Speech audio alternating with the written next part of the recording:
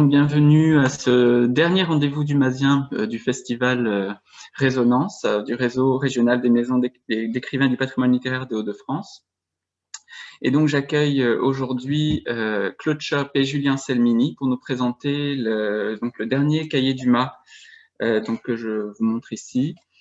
Dumas pour tous, tous pour Dumas, qui célèbre le 150aire de la mort d'Alexandre Dumas 2020, que nous n'avons pas vraiment pu célébrer comme il se doit et que nous célébrons donc cette année. Je précise également donc la parution de Dumas amoureux, forme imaginaire de l'éros dumasien, publié aux presses universitaires de Caen et qui sont les actes du colloque de Cerisy, co-dirigé donc par Julie et Claude.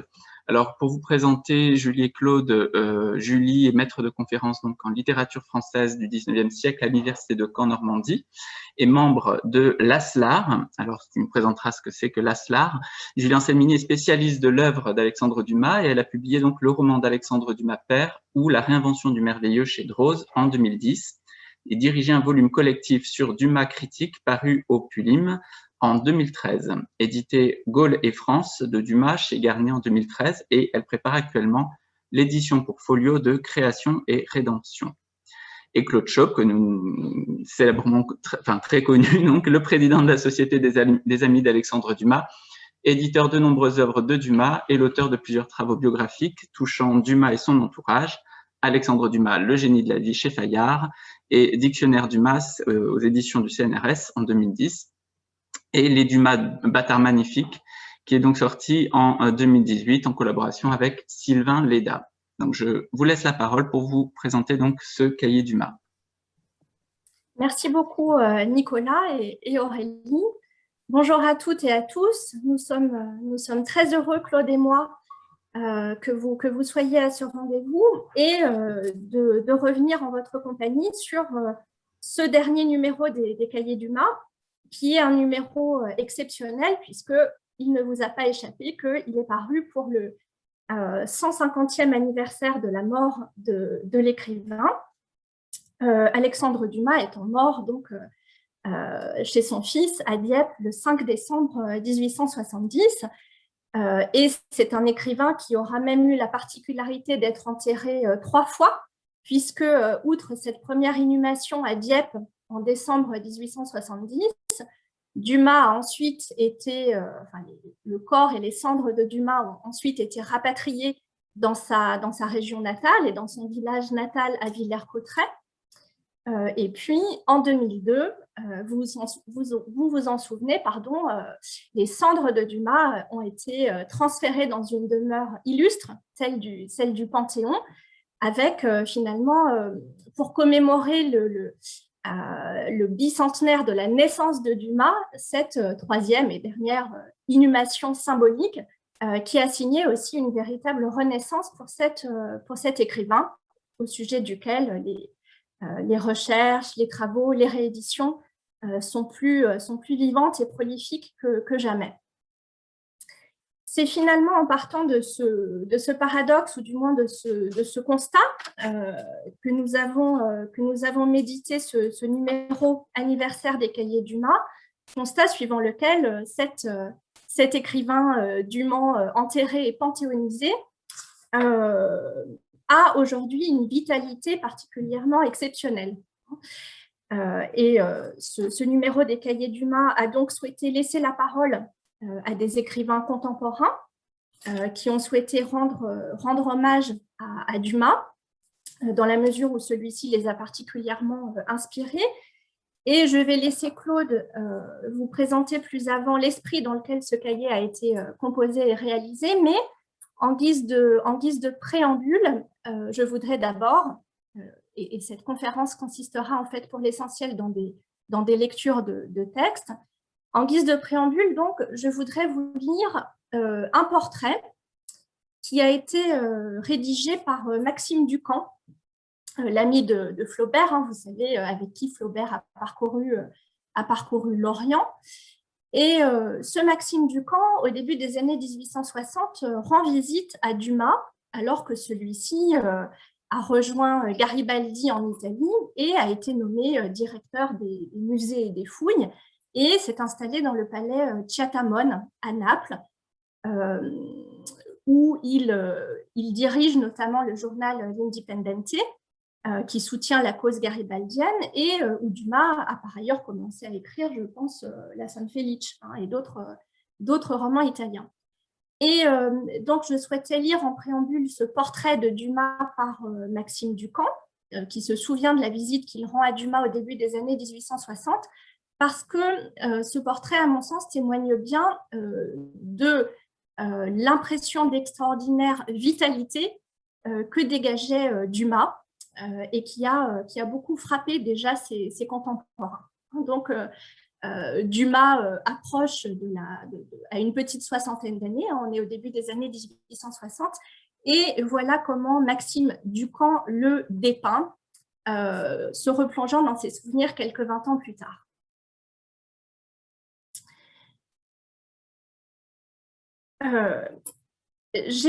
Écrit Maxime Ducamp, j'étais un des familiers du petit palais de Chiatamone, où Dumas était installé fort modestement, dans des chambres pauvrement meublées, et non pas au milieu d'un prétendu luxe royal qu'on lui a reproché parce que la médisance est le premier besoin des niais.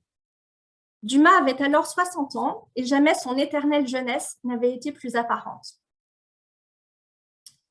Sa haute taille, sa carrure et sa force, son visage toujours souriant, sa large tête couronnée de cheveux crépus et grisonnants, son empressement à plaire, sa poitrine profonde et sa ferme démarche lui donnaient l'apparence d'un Hercule bon enfant. Comme les géants qui connaissent leur force et craignent d'en abuser, il était doux. Jamais je n'ai surpris en lui, je ne dirais pas un signe de colère, mais un geste d'impatience. Si un homme fut aimable, au sens originel du mot, c'est-à-dire fait pour être aimé, c'est celui-là. Malgré son esprit étincelant et sa prodigieuse intelligence, il avait un fond de naïveté dont le charme séduisait les plus rebelles. Il croyait en lui, c'est vrai, et c'était légitime, mais il croyait aussi aux autres et s'efforçait de faire valoir ceux-là même qui souvent se riaient de lui. Qui donc a frappé à sa porte, a fouillé dans sa bourse, a réclamé son aide et a été repoussé. J'ai beaucoup aimé Alexandre Dumas, et comme mon affection se doublait d'admiration pour ses facultés, je ne l'ai jamais abordé qu'avec les témoignages de respect qui sont dus aux talents exceptionnels. La vie avait chez lui une intensité extraordinaire. On eût dit qu'il avait peine à la contenir, elle le débordait. C'était un instrument d'une sonorité permanente. Il suffisait de le toucher pour l'entendre. Après 10 ou 12 heures de conversation, et quelle conversation, il était aussi dispos qu'à la première minute. Lorsqu'Alexandre Dumas était quelque part, il y avait des vibrations supplémentaires auxquelles nul n'échappait. Sa puissance expansive était telle qu'elle pénétrait les plus engourdis. Il avait tant d'esprit qu'à ses côtés, chacun croyait en avoir. Michelet disait de lui, c'est un élément, c'est une des forces de la nature. Le mot n'a rien d'excessif, son impétuosité intellectuelle avait des éruptions de volcans, sa lave pouvait couler toujours. Lorsque son large rire frappait l'oreille, on y courait comme à une fête.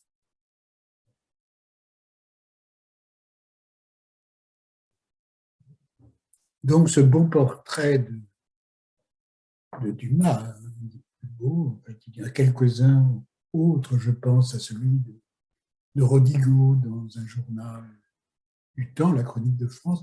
Il y a véritablement une espèce de séduction dumasienne. Alors ce cahier, nous avons choisi de montrer Dumas à la fois aujourd'hui, mais aussi hier, et en fait presque demain, puisque certains écrivains créateurs sont en pleine activité actuellement. Je pense bien sûr à Pierre Lemaître, qui nous a donné un texte. Je pense à Frédéric Berger. Donc, c'était un choix libre que, à travers ce cahier, Dumas vive et que l'on sente les admirations qu'il a pu susciter. Et donc, ça a été un plaisir de voir que très généreusement, toutes ces personnes nous ont permis de publier ce livre qui est aussi une sorte de promenade buissonnière à travers Dumas. sans trop de règles fixes, mais cela nous a semblé intéressant de réunir à un moment donné, 150 ans après, l'état, en fait, de l'opinion, d'une opinion par rapport à Dumas. Et cette opinion, évidemment, a beaucoup changé dans le temps. On sait qu'il a été, Ducamp le dit très bien, moqué, parfois ridiculisé, en tout cas rarement pris au sérieux. Il a fallu attendre, en fait, les dernières décennies pour que, enfin, la reconnaissance ait lieu. Donc, voilà un petit peu comment dirais-je, la ligne que nous avons suivie, et avec beaucoup de plaisir, nous avons beaucoup de plaisir à lire ces témoignages d'affection, d'admiration que des écrivains nous ont fournis. Nous avons aussi, toute une partie est consacrée à la traversée un peu du désert de Dumas pendant cette période d'après-guerre où on ne lisait plus guère Dumas, mais où les hussards, et le mouvement littéraire qu'on appelle les hussards, ont adopté Dumas, en particulier Jacques Laurent. Et là, nous avons fait une espèce de petite anthologie des écrits de Jacques Laurent sur Dumas, ça marque une date, comme vont marquer d'autres écrivains pris, que l'on retrouve dans le Cahier de Lerne, qui a été publié aussi cette année, belle récolte dumasienne, que tous ces livres parus, qui montrent la vitalité de Dumas. Voilà. L'idée au cours de cette causerie, de cette rencontre et de cette présentation aussi du cahier Dumas, c'est d'abord de vous faire entendre certains textes. Alors peut-être que pour commencer, Claude va vous lire un extrait d'un texte de Pierre Lemaitre, écrivain bien connu et reconnu, qui fait partie de ceux qui nous livrent leur témoignage sur Alexandre Dumas. Avec sous un beau titre qui s'appelle « Comme un camarade ».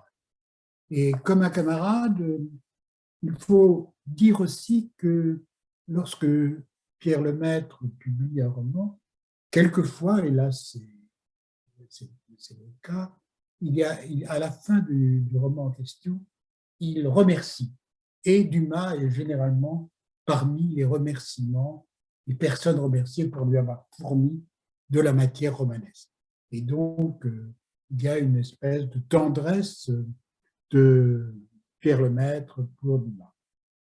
Mon attachement, allez, disons-le, mon affection pour Dumas s'est jouée, je crois, en 3 moments. Le premier, à la fin de l'enfance. Rien de bien original à l'avoir découvert à ce moment, et avec les mousquetaires.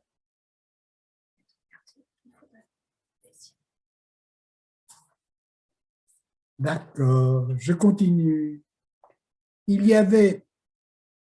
Nous sommes nombreux à avoir ressenti la même sidération à cette lecture. Il y avait tout ce dont j'avais besoin. Il n'était pas nécessaire qu'à l'école, on m'invite à réfléchir à des questions aussi vastes et profondes que l'idéal, l'ambition, l'amitié, le désintéressement. Tout était là dans ce livre inouï. Je ressens encore aujourd'hui quelque chose de mon enthousiasme d'alors. Et le livre venait à peine de commencer, en découvrant ces 4 hommes, jeunes, braves, entrepreneurs et actifs, se soutenant toujours, ne reculant jamais. La force du roman était de me permettre de m'identifier, non à un personnage, mais aux 4, tour à tour, selon que ma fantaisie me poussait vers l'amour, la mélancolie, l'intrigue et le coup d'éclat.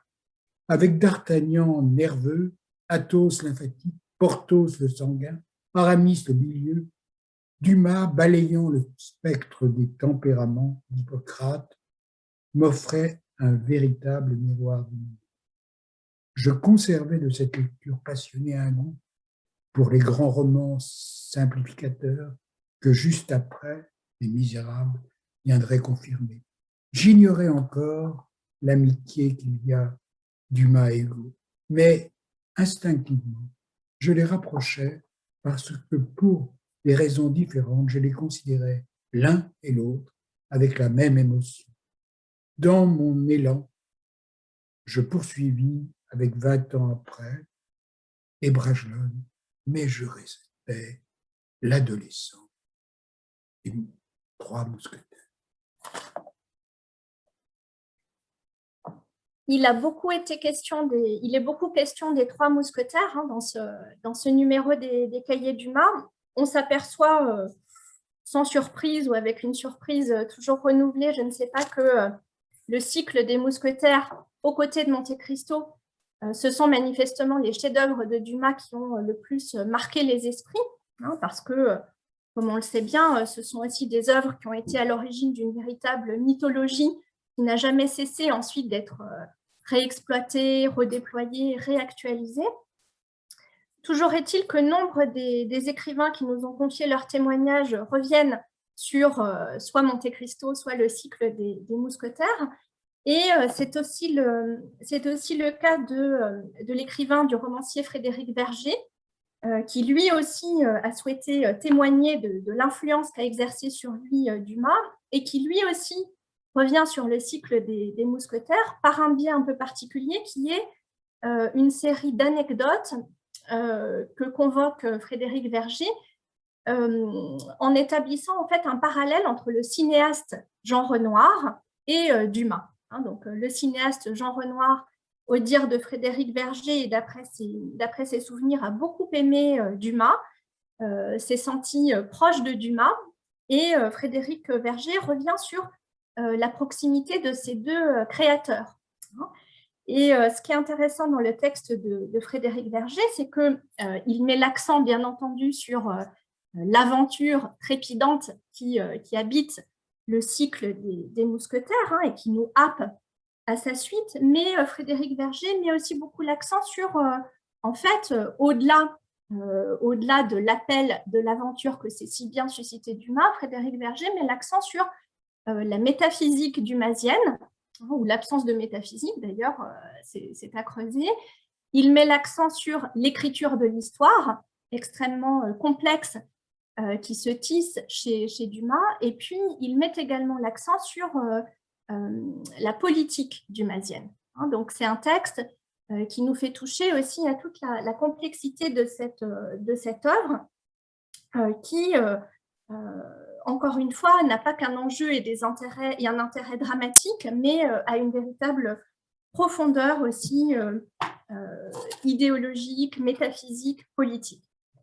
Alors, un petit extrait de ce beau texte de Frédéric Verger, qui dit « Chez Alexandre aussi, comme peut-être chez Jean Renoir, la générosité, l'amour de la vie, le goût du rire, cette grande indulgence rayonnante, ne procèdent pas d'une vision naïve et bienveillante de l'humain. Elles sont même la conséquence d'une absence complète d'illusion sur la douceur des hommes ou de l'existence.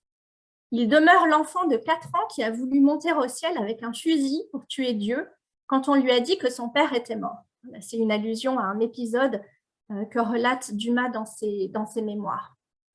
La gaieté est sa vengeance particulière, une autre façon de tirer le coup de fusil. La verve qui le saisit quand il prend la plume, qui l'emporte dans le mouvement et l'ivresse, cette gaieté persistante qui dissipe non pas une souffrance ou un chagrin momentané, mais plus profondément, plus radicalement la vague tristesse même d'exister, n'est pas un emportement passager du tempérament, mais la conquête du travail de l'imagination. Quelle meilleure façon de se venger du Créateur que d'aimer passionnément la création qu'il croit destinée à nous faire souffrir. Les malheurs que Dieu a prévus pour se rappeler à notre bon souvenir, regardons-les en face, mettons-les en scène dans une épopée débordant de l'ivresse de vivre, et le monde nous appartient. Et surtout, pas de religion de substitution. Dumas admire chez Michelet ou Hugo leur foi en l'histoire et en l'humanité, mais de loin, comme de belles fanfares qui écorchent les oreilles. Michelet, lui, croit que l'histoire de France va quelque part, C'est une sorte de grand monstre flairant la piste de quelques paradis terrestres. Celle de Dumas est un carnaval de dupes et d'ingrats. S'il aime la République, c'est au rebours de Thiers parce que c'est elle qui nous divise le plus, c'est-à-dire qui introduit dans la politique le plus de désordre, de duels, d'ivresse et d'amitié. La République l'enchante comme aventure. Il est mort à temps pour s'épargner la tristesse de découvrir qu'elle est aussi un régime. Il s'en va en 1870, en même temps qu'un certain rêve romantique qui fut celui d'une génération. Le temps est venu où se dissipe l'illusion que la victoire est fille de l'enthousiasme et de l'ivresse. Elle appartiendra désormais au raisonnable, au sévère. La fin de sa vie correspond de façon troublante au moment où l'histoire de France se met à ressembler à Bragelonne, son chef-d'œuvre. Cette épopée qui est un rêve tumultueux et plein de vie, en même temps que la chronique de la mort de ce rêve. Je voudrais dire que vous l'avez bien vu, vous l'avez bien senti, Frédéric Verger est un excellent écrivain, donc je vous recommande les 2 romans publiés chez Gallimard. Dans notre travail pour ce cahier, nous avons aussi une vision internationale. Nous n'avons pas voulu nous concentrer sur le domaine uniquement français, mais nous avons eu le bonheur de pouvoir accueillir, en tout cas des latins, c'est déjà une grande internationale, donc à la fois des auteurs italiens et un auteur espagnol bien connu, Pérez Reverde, dont certains d'entre vous ont dû lire Le Club Dumas, qui était une sorte, comment dirais-je, c'était une reprise amusante et amusée de Dumas et de sa collaboration avec Maquet, sans prétention, bien sûr, historique. Donc, pour vous montrer cette collaboration internationale, je vous dirai un très court passage, mais que je trouve très joli, de Gianluca Favetto, et il a appelé son travail, je vais le rechercher, il y a bien longtemps. Il y a bien longtemps, face aux vers de Vicente Huidobro, qui sont le reflet exact de son visage sévère et élégant, je me suis rappelé cet après-midi où mon père m'a montré le livre dans lequel il pêchait les histoires pour m'aider à m'endormir le soir. C'est vrai que parfois il me racontait des histoires de cow-boys et d'Indiens, et celles-ci provenaient des films qu'il avait vus. D'autres fois, il racontait des histoires des corsaires, Nerio Rossi ou Sandokan, le tigre de la Malaisie. De ces tigrons de Montprasad. Là, c'est une allusion à l'œuvre comment pourrait-on dire, d'un suiveur de Dumas, Salgari, célèbre, et que tous les petits Italiens ont. Mais par-dessus tout, il me reste ces instants où mon père me racontait les histoires des mousquetaires. Les mousquetaires du roi, précisait-il. C'était celle que je préférais. Pour 2 raisons. La première, c'est que pour Carnaval, je me déguisais ni en cow-boy, ni en indien, ni en pirate, et encore moins en Zorro, mais en mousquetaire. J'endossais mon beau manteau rouge à croix blanche, la chemise blanche avec les manches bouffantes, le chapeau avec la plume, mon épée au côté, et je devenais un autre. Et même après Carnaval, quand je retournais chez moi en rentrant de l'école l'après-midi dans ma chambre, je m'habillais en mousquetaire, au moins jusqu'à Pâques. J'étudiais et je jouais, je goûtais même. J'étais devenu un mousquetaire. Ainsi vêtu, j'étais devenu Jean-Luc de Favignon. Je jouais seul et pouvais faire ce que je voulais. Mes amis imaginaires, tous plus âgés que moi, m'aimaient bien et m'impliquaient dans leurs aventures. Si ces aventures étaient bien les leurs, c'était moi qui les inventais. Ses amis, ils s'appelaient Athos, Porthos et Aramis.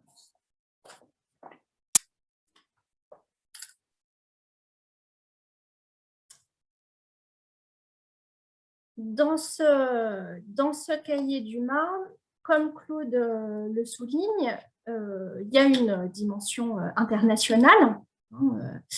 Bien des auteurs étrangers ayant également été fortement influencés par Dumas. Et puis, on a par ailleurs souhaité ouvrir ce cahier aux témoignages plus anciens de grands auteurs qui ont une dette à l'égard de Dumas. Et on a eu envie notamment de republier un texte de Robert Louis Stevenson, l'auteur de L'île au trésor et du Maître de Ballantrae, qui, à la fin des années 1880, a recueilli dans un recueil intitulé Mémoires et portraits un article qu'il avait consacré à Dumas sous le titre quelques petites réflexions sur un roman de Dumas. Et en l'occurrence, ce roman de Dumas dont parle Stevenson, dont il nous dit qu'il l'a lu et relu et qu'il en est à sa, je crois, 5e relecture, c'est le vicomte de Bragelonne. Et donc, dans ce très beau texte, Stevenson s'emploie à démontrer en quoi le vicomte de Bragelonne est un véritable chef-d'œuvre. Et ce texte, en fait, nous avons demandé à une romancière de le retraduire, c'est-à-dire Julie Wolkenstein, qui a écrit de nombreux romans parus chez Paul ou Gallimard. Parmi les derniers titres qu'elle a fait paraître, notamment Et toujours en été. Donc, Julie Wolkenstein est une romancière. Et puis, par ailleurs, elle s'est signalée par des retraductions, notamment de Francis Scott Fitzgerald. Voilà, elle a notamment retraduit Gatsby en 2011 pour les éditions Paul. Et nous lui avons demandé donc de retraduire ce texte de Stevenson, dont je vous lis un petit extrait, revitalisé donc par la retraduction inédite de cette romancière. Il y a encore un autre aspect du vicomte, écrit Stevenson, que je trouve extraordinaire. Je cherche en vain dans mes souvenirs une autre œuvre de fiction dans laquelle la fin de la vie est montrée avec une si belle délicatesse. On m'a demandé l'autre jour si Dumas me faisait rire ou pleurer. Eh bien, la dernière fois, la 5e, que j'ai lu le vicomte, je n'ai ri qu'une fois, des petites affaires de Coquelin de Volière, et je m'en suis presque étonnée. À ma décharge, je n'ai pas cessé de sourire, mais pour ce qui est des larmes, j'en ai perdu le compte. Si on me pointait un pistolet sur la gorge, je serais prêt à reconnaître que le récit ne tient pas debout, qu'il frôle parfois l'invraisemblance la plus totale. Ceux qui aiment les grands coups de canon et le déploiement des passions dans toute leur authenticité estimeront peut-être même qu'il est complètement raté. Pas moi. Je ne saurais juger mauvais un repas ni un livre si j'y suis entourée de ceux que j'aime. Et en particulier dans le dernier volume, l'atmosphère me fascine. Il s'en dégage une tristesse à la fois charmante et revigorante, toujours vaillante, jamais hystérique. Le soir tombe peu à peu sur cette vie pleine de bruit et de fureur. On éteint les lumières, les héros meurent un par un. Un par un, ils s'en vont sans jamais qu'un regret teinte leur départ d'amertume. Les jeunes leur succèdent. Louis XIV prend de l'ampleur et son éclat grandit. Une autre génération et une autre France se lèvent à l'horizon.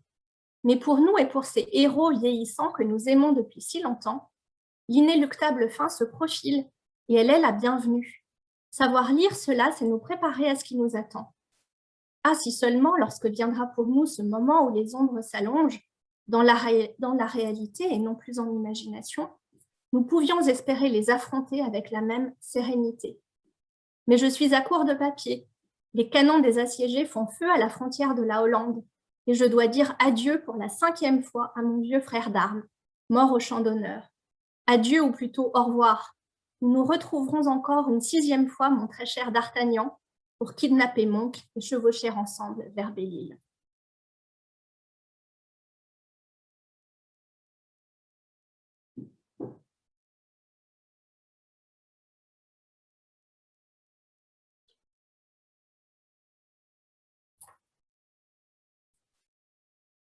On pourrait bien sûr continuer à vous lire des extraits de ce cahier, mais bien sûr, ça finirait par devenir contre-productif parce que le but de cette conférence lecture est notamment que vous vous ruiez à l'issue de cette conférence sur le dit cahier. Et si jamais vous ne l'avez pas encore entre les mains, le but est bien évidemment que vous le commandiez sans plus attendre sur le site des éditions classiques Garnier ou par le biais, je ne sais pas si c'est encore possible, de la Société des Amis de Dumas. Alors, on va peut-être, comme Nicolas d'ailleurs avait commencé à le faire, on va peut-être, pour élargir un peu la discussion sur les autres parutions dumasiennes de l'année, on va peut-être vous rappeler quelques titres et quelques ouvrages qui sont également parus sur Dumas au cours de cette année du 150e de la mort de Dumas. Et je rends la parole à Claude Chope pour vous citer quelques-unes de ses parutions. Oui, alors Nicolas vous a parlé du Dumas amoureux avec cette jolie couverture. Un numéro très riche, très divers, avec toutes sortes de variations sur le thème de l'amour chez Dumas, à la fois sexualité et sentiment. C'est un très beau livre. Et c'est à vrai dire, pour moi, ça a le charme essentiel de rappeler d'excellents moments passés, de grand bonheur. On était très dumasien à ce moment-là. C'est-à-dire qu'on accueillait la vie, on a accueilli pendant 8 jours la vie à pleine poitrine et c'était formidable. Alors moi, je ne sais pas comment manier cette photographie. Voilà. Je voudrais aussi rappeler, publier à peu près en même temps, ce beau travail dirigé par Sylvain Léda. Alors, je montre comment, comme ça. Ah, pour ne pas être... Moi, j'aime bien, puis en ce moment. Bon, donc, Dumas se meurt de civilisation. Vous retrouverez quelques-uns de nos écrivains actuels qui ont donné leur témoignage, comme Irène Frein, Dominique Fernandez, qui a été un dumasien fervent pendant toute sa carrière et qu'on peut remercier d'avoir justement été un des passeurs de Dumas. Donc, un très joli volume consacré entièrement à Dumas. Et ce qui est remarquable, c'est qu'avec Nerval et Huysmans, Dumas doit être le 3e 19e à être comment dirais-je, honoré d'un cahier de lettres. C'est quelque chose d'assez exceptionnel. Autre, bien sûr, je ne vends pas du tout ma marchandise, mais le 4e tome de la correspondance générale que j'ai entrepris un peu sottement parce que je n'irai jamais jusqu'au bout, a été publié.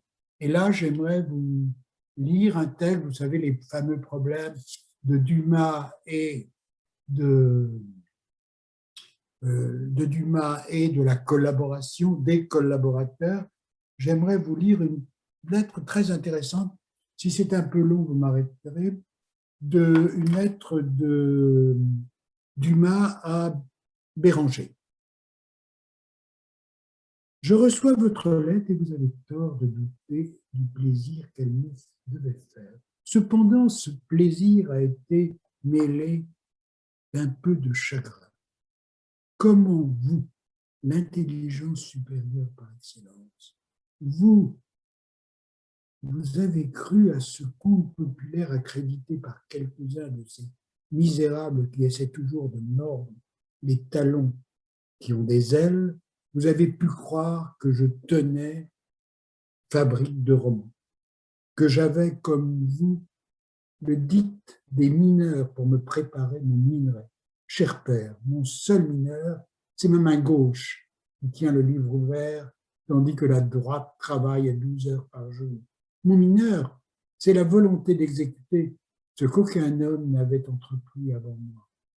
Mon mineur, c'est l'orgueil ou la vanité, comme vous voudrez, de faire à moi seul autant que font mes confrères les romanciers, à eux tous, et de faire mieux, Vous connaissez les hommes, mon très cher frère, et les connaissant, vous devez savoir que la discrétion n'est pas le principe principal lorsque cette discrétion surtout devient du dévouement. Or, croyez-vous qu'il existe par le monde des hommes assez dévoués et assez discrets pour avoir fait d'Harmental, des mousquetaires, 20 ans après Monte Cristo, et pour en laisser l'honneur et le profit à un autre?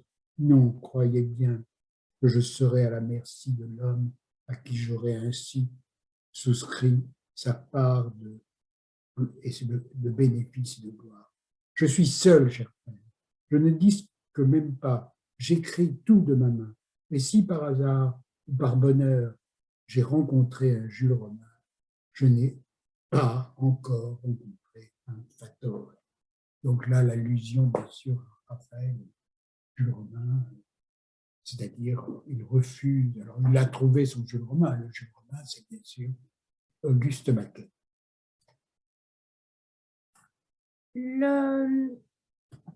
L'extrait que Claude vient de lire et puis la parution à laquelle il vient de faire allusion, hein, c'est-à-dire ce nouveau tome de la correspondance complète d'Alexandre Dumas que Claude est en train d'éditer, nous ramène à un autre axe du dernier cahier Dumas, c'est-à-dire que ce dernier numéro des cahiers Dumas a également souhaité mettre en évidence certaines orientations fortes de la recherche dumasienne actuelle.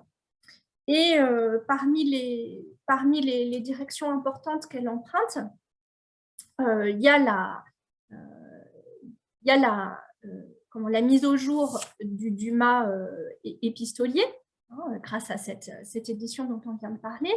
Et puis, il y a aussi eu ces dernières années beaucoup de travaux qui ont fait émerger le Dumas journaliste, directeur du journal Le Mousquetaire, du journal de Monte Cristo, du journal Le D'Artagnan, du journal L'Indipendente, et ayant collaboré par ailleurs à bien d'autres périodiques à son époque. Donc, le Dumas journaliste, c'est une facette de Dumas qui a fortement émergé à travers une série de travaux récents. Et puis, en lien d'ailleurs avec ce Dumas journaliste, il y a le Dumas critique, parce que cet écrivain qu'on aime bien présenter parfois comme un écrivain naïf, tout entier dans le jet comme ça de l'écriture, dans la spontanéité de l'écriture, ce romancier et cet écrivain a en fait été extraordinairement réflexif. Quand on lit par exemple les préfaces de Dumas, on s'aperçoit qu'il a porté un regard extrêmement aiguisé sur les enjeux de l'écriture et les modalités de l'écriture. Et puis, il a aussi beaucoup parlé de l'œuvre d'autrui. Donc, il y a des textes, des articles très intéressants, critiques de Dumas, qu'on a pu redécouvrir ces dernières années et sur lesquels ont porté certains travaux. Et en lien avec ce que j'indique à l'instant, il y a toutes les relations aussi de Dumas avec la critique qui ont été explorées. Dans le prolongement de ces recherches, le dernier numéro des cahiers Dumas édite, on a réalisé cette espèce de micro-édition avec Claude, est édité donc à la fin du cahier Dumas un échange entre Alexandre Dumas et le journaliste Paulin Limérac. Et cet échange porte sur la critique, justement. C'est un échange, pourrait-on dire, métacritique, puisque au sein de lettres ouvertes qui ont été publiées en 1853 précisément dans la presse, Alexandre Dumas et Paulin Limérac échangent leurs vues sur l'exercice critique, sur l'état actuel de la critique, et à travers cet échange, il y a certains échos aussi qui nous reviennent des relations très problématiques, voire difficiles, que Dumas lui-même, bien entendu, a eues avec la critique de son temps. On sait en effet que dès les années 1830, Dumas a été la cible de critiques particulièrement sévères et que finalement, toute sa vie, il a été obligé de ferrailler contre la critique de son temps. Et c'est d'ailleurs, entre autres, pour ça que Dumas lui-même s'est jeté dans l'arène critique. Il s'agissait, comme il le dit, de prendre armes défensives et offensives contre la critique. En annexe de cet échange entre Alexandre Dumas et Paulin Limérac touchant à la critique et à la façon qu'ils ont tous deux de la concevoir, de l'envisager, il y a une annexe qui est publiée et qui est un article que, en 1853 également, Delphine de Girardin, la femme d'Émile de Girardin, qui était le patron du journal La Presse, c'est un article que Delphine de Girardin, en 1853, écrit dans La Presse pour défendre Alexandre Dumas contre certaines critiques dont justement il a été la cible. De quelle critique précisément Dumas a été la cible? Eh bien, un peu comme d'habitude, la critique lui a reproché d'écrire avec trop de facilité, avec trop de rapidité,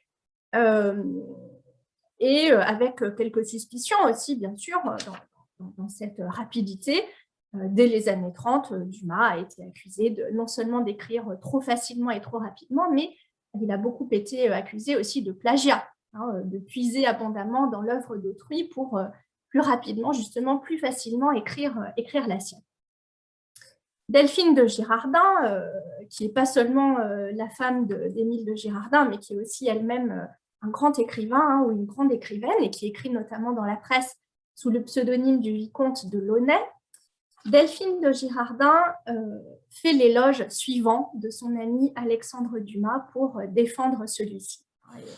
Et comme c'est un beau portrait, à nouveau d'une contemporaine, on ne résiste pas à vous le lire. Depuis quand fait-on un crime au talent de sa facilité si cette facilité ne nuit en rien à la perfection de l'œuvre, s'écrie Delphine de Girardin dans cet article. Quel cultivateur a jamais reproché à la belle Égypte sa fécondité?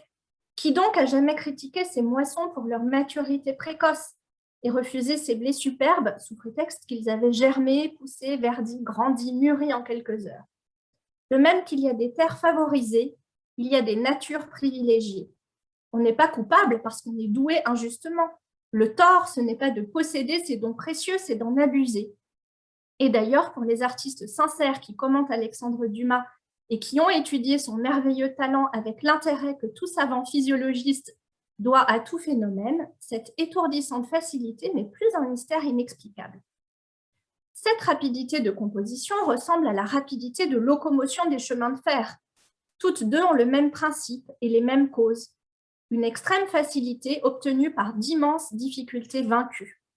Vous faites 60 lieues en 3 heures, ce n'est rien, et vous riez d'un si prompt voyage, mais à quoi devez-vous cette rapidité du voyage, cette facilité de transport? À des années de travaux formidables, à des millions dépensés à profusion et semés tout le long de la route aplanie, à des milliers de bras employés pendant des milliers de jours à préparer pour vous la voie. Vous passez, on n'a pas le temps de vous voir, mais pour que vous puissiez passer un jour si vite, que de gens ont veillé, surveillé, pioché, bêché, que de plans faits et défaits, que de peine, que de soucis a coûté ce trajet si facile que vous parcourez, vous, en quelques moments, sans souci et sans peine. Eh bien, il en est ainsi du talent d'Alexandre Dumas. Chaque volume écrit par lui représente des travaux immenses, des études infinies, une instruction universelle. Alexandre Dumas n'avait pas cette facilité-là il y a 20 ans. C'est qu'il ne savait pas ce qu'il sait. Mais depuis ce temps, il a tout appris et il n'a rien oublié. Sa mémoire est effrayante. Son coup d'œil est infaillible. Il a pour deviner l'instinct, l'expérience, le souvenir. Il regarde bien, il compare vite, il comprend involontairement. Il sait par cœur tout ce qu'il a lu. Il a gardé dans ses yeux toutes les images que sa prunelle a réfléchies. Les choses les plus sérieuses de l'histoire, les plus futiles des mémoires les plus anciens, il les a retenues. Il parle familièrement des mœurs de tous les âges et de tous les pays. Il sait le nom de toutes les armes, de tous les vêtements, de tous les meubles que l'on a faits depuis la création du monde, de tous les plats qu'on a mangés depuis le stoïque brouet de Sparte jusqu'au dernier mets inventé par Carême. Faut-il raconter une chasse? Il connaît tous les mots du dictionnaire des chasseurs mieux qu'un grand veneur. Un duel, il est plus savant que Grisier. Un accident de voiture, il saura tous les termes du métier comme Binder ou comme Baptiste. Quand les autres auteurs écrivent, ils sont arrêtés à chaque instant par un renseignement à chercher, une indication à demander, un doute, une absence de mémoire, un obstacle quelconque. Lui n'est jamais arrêté par rien. De plus, l'habitude d'écrire pour la scène lui donne une grande agilité de composition. Il dessine une scène aussi vite que Scribe chiffonne une pièce. Joignez à cela un esprit étincelant, une gaieté, une verve intarissable, et vous comprendrez à merveille comment, avec de semblables ressources, un homme peut obtenir dans son travail une incroyable rapidité, sans jamais sacrifier l'habileté de sa construction, sans jamais nuire à la qualité et à la solidité de son œuvre. Nous allons peut-être la relire une fois encore, la belle lettre que je pense qu'on est arrivé à ce moment pour faire l'hommage de Victor Hugo à Dumas fils. En fait, nous, on est bien sûr à votre disposition. Nicolas, il faut que tu nous censures, hein, si jamais, je ne sais pas, en fait, on n'a pas demandé, c'était pourtant élémentaire, de combien de temps on disposerait. Et non, vous avez le temps que vous souhaitez. Maintenant, les participants peuvent intervenir, peuvent demander à intervenir. Si vous-même, vous avez peut-être un texte à lire ou un commentaire à faire sur les lectures qui ont été proposées par Julie et Claude, voilà, c'est une causerie, hein, donc causons. Oui. Lancez-vous. Alors, nous avons une question. Oh là, alors je reprends le... Ah non, c'est un commentaire donc de Philippe. Alors, j'ai pas le nom en entier, vous m'excuserez. Grand merci à vous deux et félicitations. Voilà, Philippe, j'ai pas vu, bon, c'est pas grave. Grand merci à vous deux et félicitations pour ce nouveau cahier. J'aimerais vous poser donc une question anachronique, du moins à 3 mois près. Ah, nous fêtons le 150e de la mort de Dumas, mais aussi celui de la Commune de Paris. On connaît les mots terribles d'Alexandre Dumas fils sur la Commune, et notamment sur Courbet et les pétroleuses. J'ai découvert tout récemment qu'un autre fils naturel de Dumas, Henri Bauer, fut quant à lui communard, mais aussi anarchisant et dreyfusard. Ma question pourrait être celle-ci. Quel est son fils légitime? Ou pour le dire autrement, quelle aurait pu être la position de Dumas père sur ce moment révolutionnaire? Désolé pour cette question impossible. Effectivement impossible, très difficile de savoir ce qui... C'est très difficile entre le républicain qu'il était devenu très fortement, par exemple, dans Création et Rédemption, l'un de ses derniers romans, où là, il est très proche de Michelet. Donc, on pourrait dire, à partir de là, qu'il aurait eu au moins de l'indulgence envers la Commune. Pas plus, je pense. Mais il faut regarder son attitude en 1948, qui est déjà contre les gens qui ont entraîné le mouvement dans un sens, mais aussi indulgence pour ceux qui ont participé. Donc il aurait été véritablement troublé. C'était un homme beaucoup plus à gauche, si j'ose dire, que son fils. Donc c'est assez difficile de traiter cette question. Moi, mon idée, c'est qu'il est mort à temps, parce que ça lui a évité effectivement des choses dramatiques. Parmi les contemporains, on peut quand même rappeler qu'il y a eu très peu d'indulgence pour la Commune. C'est-à-dire que pour un Vallès, en fait, il y a eu beaucoup plus d'écrivains qui ont condamné les violences perpétrées au moment de la Commune. Et par exemple, George Sand, qui était républicaine, elle aussi, eh bien, elle a été terriblement choquée et refroidie par la Semaine sanglante et par les événements de la Commune.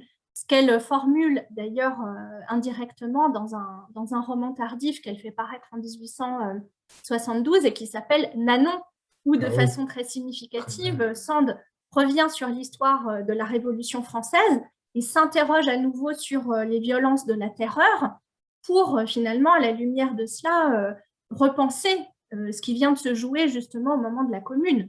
Mais voilà, de façon un peu intuitive, moi je pense que Dumas n'aurait pas été plus indulgent que Sand. Et en 1848, déjà, hein, au moment des élections législatives de 1848, quand Dumas est amené pour son propre compte à prendre position politiquement, on peut se souvenir qu'il se dit progressiste, mais pas rouge. Hein, et il projette justement les positions les plus radicales, incarnées par les Blanqui et autres socialistes. Donc, voilà. Donc, très difficile. Bonne question, mais très difficile à définir. Je crois que malheureusement, là, dans ces cas-là, on est réduit à juger par soi-même de façon personnelle plus que historiquement. Alors, désormais, nous ne prendrons que des questions impossibles parce que c'est les plus intéressantes. Les plus riches.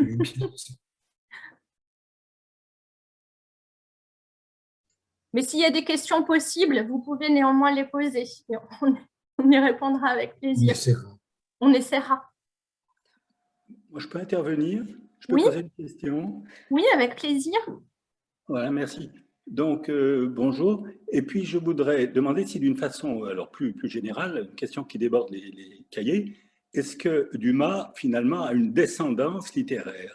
C'est-à-dire, est-ce qu'aujourd'hui, il y a des écrivains qui peuvent véritablement se revendiquer de Dumas? C'est déjà le cas, par exemple, de Pierre Lemaître. Hein. Oui. Il se revendique très nettement de Dumas. C'est assez fréquent, en définitive, ces derniers temps. Mais citer des noms, mais difficile. C'est-à-dire en fait, la tradition du roman historique se pense difficilement indépendamment de Dumas.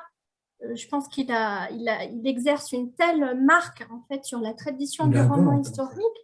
En fait. Le roman historique à la française, il l'invente. Qu'il l'invente effectivement, pour ainsi dire, qu'il s'agisse de Pierre Lemaître, qu'il s'agisse de Patrick Rambaud, qu'il s'agisse de Chantal Thomas, qu'il s'agisse d'autres auteurs s'étant même tout récemment illustrés dans la veine du roman historique, tous en réalité se réfèrent d'une façon ou d'une autre à Dumas.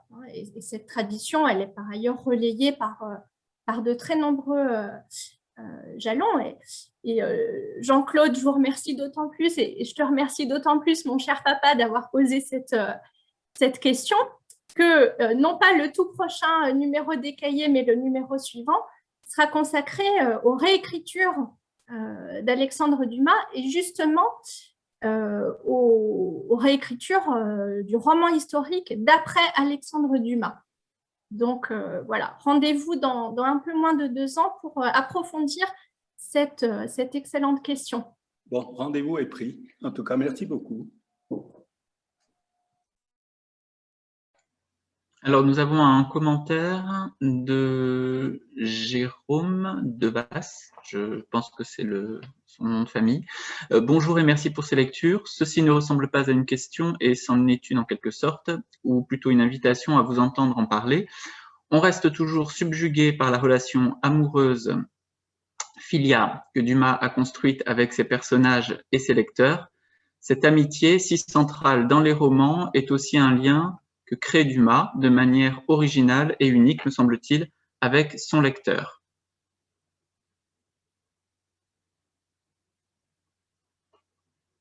Oui, c'est une remarque très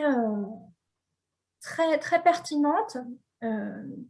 Et je pense que vous avez tout à fait raison de souligner que Dumas a le génie de nouer une relation de grande proximité, hein, de connivence, de complicité, et je dirais même d'affection. Hein. Vous avez raison de parler de relation amoureuse au sens large, vraiment une relation affectueuse avec son lecteur. Et pour ma part, votre remarque me fait penser à un texte que Dumas insère dans Les Mille et un fantômes. Vous savez, ces nouvelles fantastiques qu'il fait paraître en 1849. Et c'est dans l'une de ces nouvelles qui compose Les Mille et un fantômes que Dumas dit, je ne sais plus comment il le formule exactement, mais en substance, il dit « Je voudrais être plus qu'un auteur et qu'un narrateur je voudrais être quelqu'un de vivant qui s'incarne à côté du lecteur dans toutes les chaumières ou dans tous les palais où le lecteur se trouve et indépendamment de l'époque dans laquelle se trouve le lecteur. Il y a vraiment ce désir qui est aussi un désir totalement démesuré d'immortalité et une programmation finalement de son immortalité, désir qui pousse Dumas à sortir en quelque sorte de sa fiction et de son rôle de simple narrateur pour véritablement souhaiter s'actualiser et s'incarner auprès du lecteur dans une relation de grande proximité et de grande affection avec celui-ci. Oui, tout à fait. D'ailleurs, c'est ce qui frappe chez Dumas, c'est ce désir de l'autre. Enfin, il a construit sa carrière sur le théâtre, c'est-à-dire un rapport direct du spectateur et de l'auteur, et il transcrit cela dans ses romans, où effectivement, le roman est aussi une sorte de longue causerie, on le voit très souvent à l'intérieur même du texte, il y a cher lecteur, etc., qui fonctionne.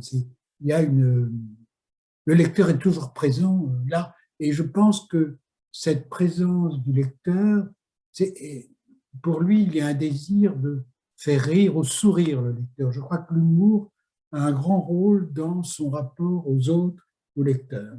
Il y a la connivence de rire de la même chose, sourire de la même chose, avoir des larmes, d'où effectivement parfois un peu de mélodrame, mais le mélodrame a une fonction bien précise et heureuse. Voilà. Nous avons un commentaire de Laurent Hangard. D'ailleurs, il intervient constamment dans ses récits, interpellant le lecteur sans ménagement. Non, mais non, il y a besoin de ménager le lecteur. Et on peut noter, Laurent, que Dumas interpelle, et je pense que tu y as sans doute été particulièrement sensible aussi, il interpelle souvent le lecteur, il interpelle souvent ses lectrices. On a souvent des adresses très séductrices, justement, du type « chère lectrice »,« mes belles lectrices », avec parfois une espèce de mise en scène où il dit des choses comme « belle lectrice, vous qui devez être avec vos jolis petits pieds confortablement installés devant votre cheminée, etc. » C'est du fétichisme, là, le petit pied.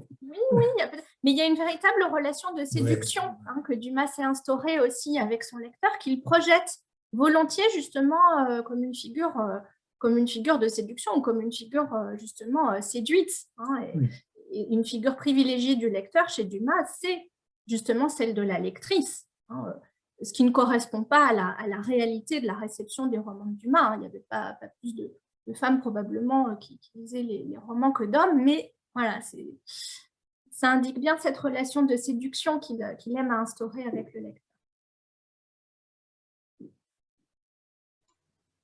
Lectrice amie, absolument. Oui, je voulais vous poser une question. Enfin, c'est pas tellement une question déjà. D'abord, c'est premièrement un vrai compliment pour toutes ces ces beaux textes que nous venons d'entendre autour d'Alexandre Dumas et qui franchement éveillent tout ce que nous pouvons, tout ce que Dumas est susceptible de nous évoquer. Vous avez beaucoup parlé d'amitié, vous avez beaucoup parlé des histoires de cow-boys, moi j'ai pensé beaucoup au Corsaire Noir par exemple aussi, tous ces récits du 19e siècle en fait qui alimentent déjà des choses, et je pense qu'en fait, je pense que Dumas peut-être, vous allez me dire si vous pensez que c'est juste ou pas, j'ai l'impression que Dumas est vraiment dans cette perspective de voir, d'être même pas un séducteur. Enfin, oui, il veut séduire des femmes sans aucun doute. Quel créateur veut pas séduire des femmes avec sa création? Enfin, c'est pas la question. Voilà. On va en trouver quelques exemples. Non, je pense que derrière il atteint à quelque chose qui fait que ça nous touche à tous et qui est quelque chose où il ne reste à peu près Tintin, Dumas, Hugo, de grands blocs pour nous qui sont en fait des choses qui nous rassurent. Quand vous reparliez par exemple des façons dont Delphine de Girardin ou d'autres relisaient et relisent sans cesse Dumas, et ils trouvent toujours soit de nouvelles beautés, soit bon les mêmes rires, mais peut-être d'autres choses, puis d'autres pleurs, etc. Cette relecture sans cesse est quelque chose peut-être aussi qui fait partie de l'aspect, je dirais, rassurant et pénétrant de la littérature. Ça va avec l'amitié, ça va avec le camarade dont Monsieur Choc parlait c'était à propos de Frédéric Lemaître. Je trouve que c'est vraiment, enfin, de cet ordre-là. C'est-à-dire qu'on a l'impression d'un ami qui est très lointain, mais c'est un ami très cher. Et lui-même, je pense qu'il s'est plus construit comme un ami, peut-être, que comme un amant. Mais alors après, je vous soumets la question un peu. Elle n'est pas une véritable question, c'était plus une réflexion. Oui, moi je trouve qu'effectivement, ça rend bien compte du statut assez particulier qu'occupe Dumas finalement dans l'histoire de la littérature et aussi dans le patrimoine, je dirais, littéraire, parce que effectivement, il en fait pleinement partie et en même temps, comme tu le suggères bien, il n'a pas cet aspect intimidant, monumental qu'ont d'autres grands auteurs. Il y a à la fois désormais, je crois qu'il s'impose effectivement comme quelqu'un d'important dans le panthéon littéraire, jusque dans le panthéon littéraire, mais toujours dans une relation plutôt de familiarité et d'amitié, effectivement, plutôt que d'intimidation ou de distance ou de construction comme ça, justement, monumentale. Et cette question de la relation si particulière qu'on a à Dumas, en fait, elle est extrêmement importante. Elle est extrêmement importante. Et je pense que ça tient à la façon particulière dont Dumas écrit l'histoire nationale. Ça tient à des choses qu'on vient d'évoquer aussi, c'est-à-dire finalement des questions aussi d'énonciation, et une relation qui s'est créée avec son lecteur, un pacte qu'il noue avec son lecteur et que ne nouent pas d'autres auteurs. C'est vrai que le Dumas amoureux, ce colloque et cet ouvrage qu'on a coordonné avec Claude, visait vraiment à explorer cette question de la relation aussi très singulière qu'on a, nous encore au XXIe siècle, et que les lecteurs ont toujours eu avec Dumas. C'est ça, que, comme il disait, il pouvait bien violer l'histoire, pourvu qu'il en fasse de beaux enfants. Vous savez, cette citation qui je sais que le Choc ne va pas la Il y a beaucoup de versions. Oui, il y a beaucoup de versions. Je crois beaucoup, par contre, quand même, à la façon dont à mon avis, Dumas pense qu'il est non pas un historien. Moi, je pense que Dumas ne se pense pas un historien. Je pense que Dumas ne se pense pas. Je pense que Dumas se pense totalement un raconteur pour apaiser ses lecteurs. Et c'est comme ça qu'il nous fait d'une figure comme Gagliostro, Joseph Balsamo, qui devient quelque chose de fabuleux, alors que historiquement, la figure de Cagliostro n'est pas si fascinante que cela. Voilà, c'était ma réflexion et merci beaucoup pour vos lectures que j'ai beaucoup aimées et pour la façon dont vous les avez transmises. C'était très agréable et je laisse la parole. Nous avons un commentaire d'Aurore Nourri. Et il a une manière de faire aimer la littérature, voire même l'érudition, tout en réussissant à les désacraliser. Je pense à la scène de la thèse d'Aramis avec ce jeu sur le latin où D'Artagnan est perdu, ou à l'écriture de la lettre secrète à la duchesse de Chevreuse où le pauvre D'Artagnan se fait critiquer à chaque tentative par le sévère Athos. Avec lui, on apprend à la fois à être curieux et à manipuler le savoir avec plaisir. C'est une remarque qui est finalement bien dans le prolongement de ce dont on vient de parler, parce que je pense qu'elle évoque bien la façon que Dumas a de démonumentaliser l'histoire. Et c'est vrai qu'on parlait du fait que Dumas avait, pour ainsi dire, inventé le roman historique, ou en tout cas un certain roman historique et un certain roman historique à la française. Et je crois que cette façon de promener dans l'histoire, pas seulement le flambeau, mais aussi la bougie, hein, pour reprendre une métaphore de Dumas lui-même, c'est-à-dire cette façon d'articuler aux grands événements de l'histoire l'anecdote, hein, et cette propension aussi qu'il a, et ce talent qu'il a pour finalement animer le squelette des faits historiques avec le souffle et le sang des passions. Je crois que c'est tout cela qui fait le talent de Dumas dans l'écriture de l'histoire, et voilà, cette façon non pas monumentale mais plus intime d'écrire l'histoire. Voilà, je trouve que votre remarque, Aurore, rend bien compte de cela. Mais il donne en robe de chambre, comme s'intitulent certains de ses récits historiques. C'est un niveau de lecture historique extrêmement familière et intime qu'il essaie de rendre. En fait. C'est-à-dire qu'il essaie de restituer la vie, tout simplement, alors qu'il accuse l'histoire justement de faire mourir la vie sous les faits, sous une énumération d'événements. C'est vraiment... c'est vrai qu'on ne s'en rend plus assez compte hein, aujourd'hui que Dumas a véritablement inventé en quelque sorte le roman historique, mais dès 1833, quand il écrit un texte historiographique qui s'appelle Gaulle et France, Dumas a commencé à réfléchir à ce que c'était qu'écrire l'histoire. Et en fait, dès 1833, Dumas dit, en fait, on est placé entre deux écueils pour écrire l'histoire. D'une part, on peut écrire des chroniques historiques, hein, mais le risque, c'est de tomber dans la sécheresse, dans quelque chose de désincarné, de trop austère aussi, et d'ennuyeux.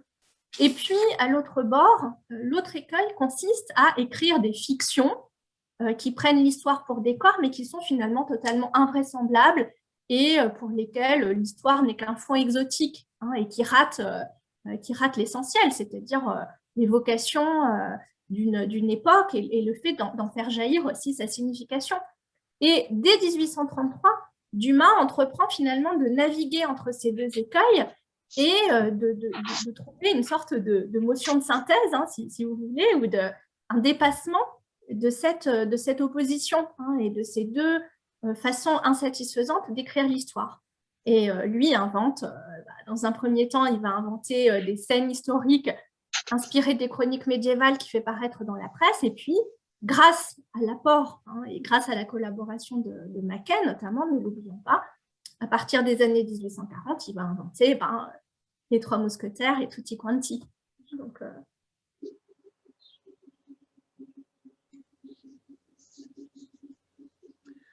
est-ce que vous avez d'autres commentaires ou d'autres questions pour Julie et Claude? Si ce n'est pas le cas, alors Moi aussi, Ah. Volontiers.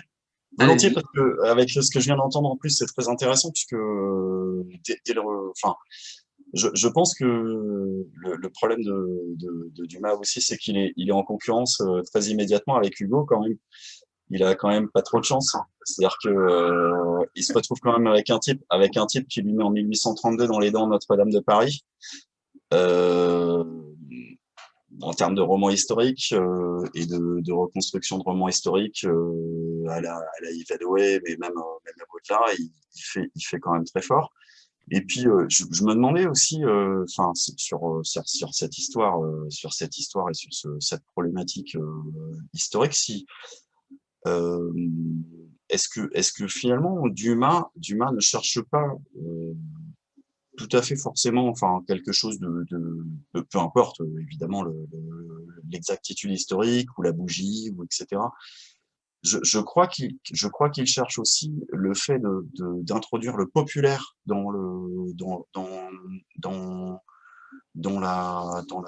chambre du roi. Je crois que c'est quelque chose de cet ordre-là aussi qui est je vais me permettre quelque chose qui va peut-être vous choquer, mais j'ai l'impression que Dumas a anticipé par image, c'est-à-dire que, en fait, en gros, il vient vous photographier et puis on va rentrer dans dans la chambre, dans l'alcôve, savoir ce qu'ils ont fait, savoir ce qu'ils n'ont pas fait, etc. Alors, ce que je suis en train de dire là est tout à fait polémique et vous allez me contester, évidemment, et je me conteste moi-même tout de suite, mais je pense que votre réponse m'intéresserait. Non, il me semble que, Dumas aimait beaucoup Notre-Dame de Paris et ça a été un des premiers critiques à en écrire. Dans la revue des Deux Mondes, c'est lui qui fait le compte-rendu sous un faux nom, mais on a pu montrer que l'article de Notre-Dame de Paris dans la revue des Deux Mondes était bien signé, Dumas. pas signé, mais avait pour auteur Dumas. Par ailleurs, je ne sais pas très bien vous répondre quant à l'entrée. Je pense que l'essentiel, en fait, quand même, il faut tenir compte de cette dimension, et Dumas fils en avait conscience aussi, c'est que une notion très importante chez Dumas, c'est la notion d'amusement. Amuser. Écrire, c'est amuser. Et aussi s'amuser. Et tout ça parce qu'il y a une espèce de bonheur dans l'imaginaire, bonheur dans l'imagination. Et donc, je crois que si l'on ne prend pas cette notion d'amusement pour juger de l'écriture dumasienne, je ne veux pas dire qu'on est à côté, mais il faut en tenir compte absolument. Et bon, l'amusement, c'est aussi le chemin de l'instruction. Donc, il conçoit l'un attaché à l'autre, donc être une sorte de père de France, si je veux dire, parce que C'est une sorte de gai savoir. Voilà, il y a ça, il y a ce désir. Et Dumas fils disait, je sais que si mon père amuse tant, c'est qu'il s'amusait lui-même.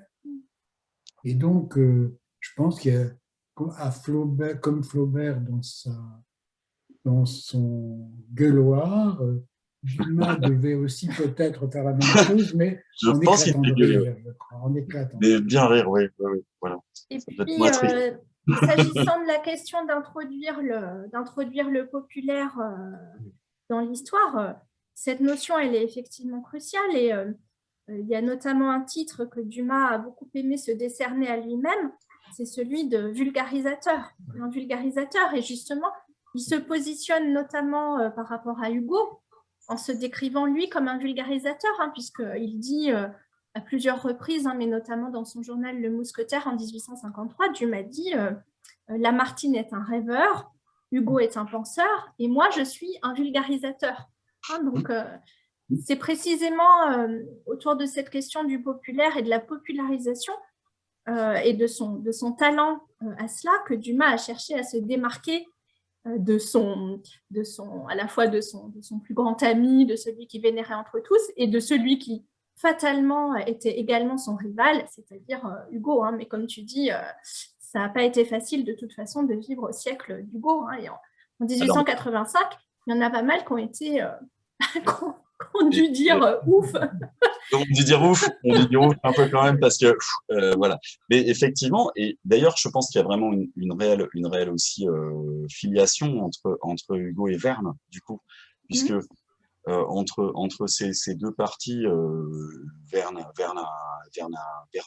s'est commencé au théâtre, Verne s'est essayé et a rencontré Dumas, et Dumas fils a été mis à l'étrier par cela.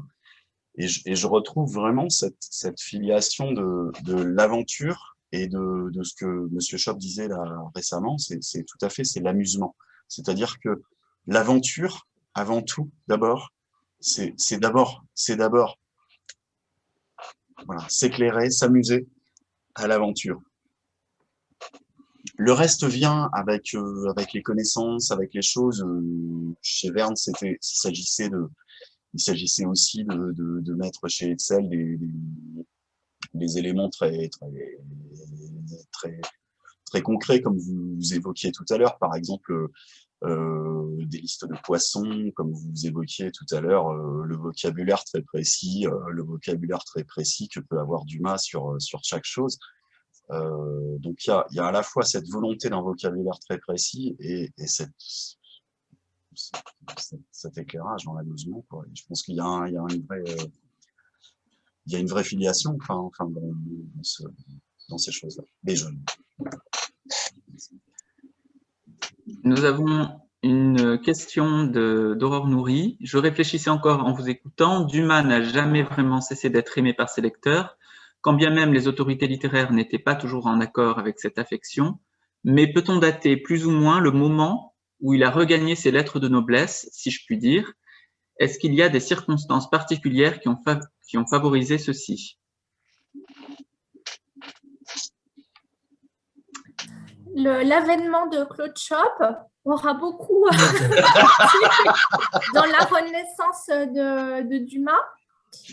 Claude a quand même consacré une bonne partie, je ne dirais pas toute sa vie, hein, ce serait une bonne part de sa vie. Il ne faut pas voir ça comme un sacrifice, c'est un plaisir. Et puis, dans le sillage de Claude, qui a aussi en fait rendu accessible, hein, tout simplement, un bon nombre d'œuvres de Dumas qu'il a éditées ou rééditées.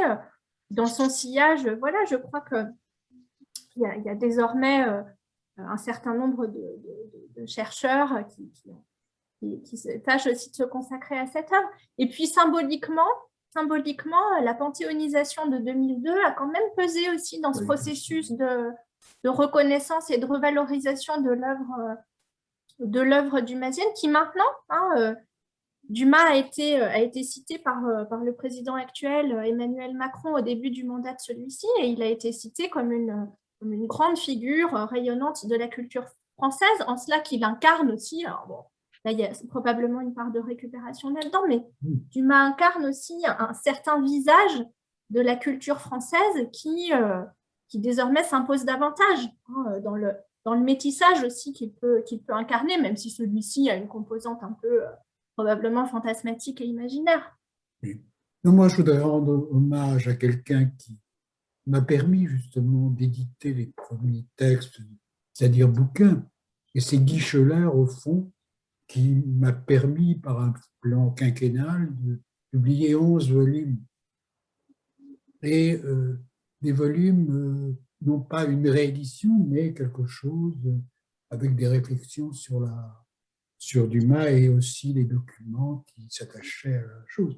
Et tout cela, pourquoi Scheller a-t-il voulu ces plans quinquennaux? C'est parce que lorsqu'il était au collège, il détestait les cours de latin et il avait dans parce que c'était un pupitre, une chaise à pupitre comme ça, il levait son pupitre et il pouvait lire le Comte de Monte Cristo. Donc là, je suis dans l'anecdote absolument, et je suis très dumasien, c'est-à-dire les petits effets grandes causes. Voilà, non, c'est... À vrai dire, il a survécu surtout, et là c'est intéressant, il faudrait une analyse plus précise, mais il a survécu à un certain moment où les éditeurs ne s'intéressaient plus à lui. Il a survécu grâce au cinéma, grâce à des films populaires qui font que même sans avoir lu Dumas, on connaissait les Trois Mousquetaires. Ça a été, sont devenus des personnages hors du roman lui-même, c'est devenu des types.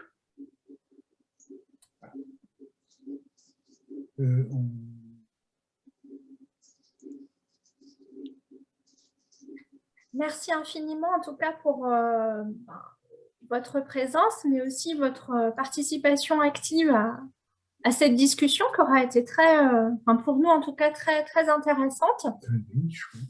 Nicolas, tu voudras bien conclure, mais nous, on vous remercie et puis on vous dit à bientôt. Voilà, je vous remercie Julie et Claude d'avoir accepté cette invitation. Je remercie les membres de la Société des Amis d'Alexandre Dumas et tous les amoureux de Dumas. Donc vous pouvez retrouver l'ensemble des des manifestations du festival en replay, donc conférences, rencontres et lectures sur le site internet du festival. Et je vous dis à très bientôt, quand on pourra se retrouver en présentiel. Merci.